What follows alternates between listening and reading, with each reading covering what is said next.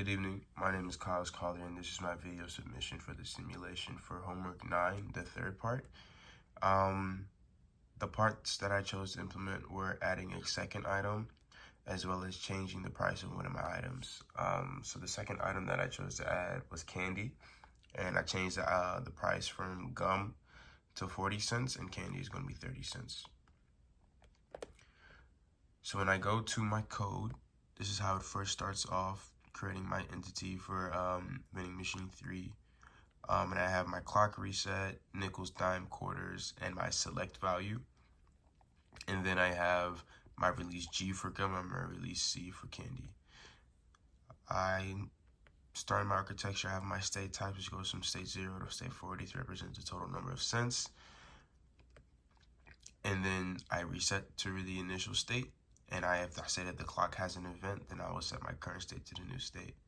Throughout the process, of course, I first start off with, releasing G and C. Those are haven't been released to the 0.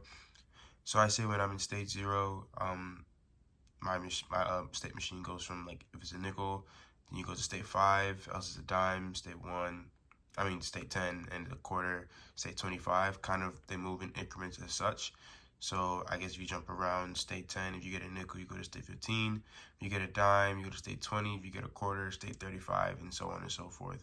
When you're in state, for if you get a quarter, the only state that you can jump from a quarter after that is around state 15. But because we're not doing any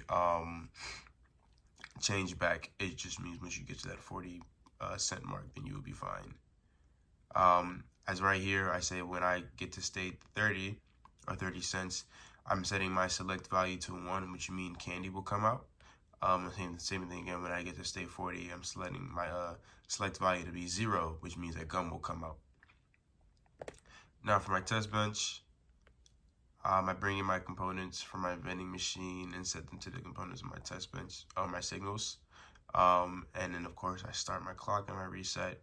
And then so for this first case, I said first start off with a nickel, dime, and then a quarter. A nickel, dime, and then a quarter. I was supposed to put 40 cents right here. But essentially this will cause gum to come out, which is why select value is 0. And for test 3, I'm going nickel, which is 10, then dime, which is 20, then dime again, for 30, which will cause the select value to be 1, which cause candy to come out. So if we go to my waveform, this is what it would look like. So reset has gone through it. So nickel was 1, you're at 5, then dime, you're at 15, then a quarter, you're at 40. So you will see my select value is going to be 0, causing G, release gum, to be 1, which is true.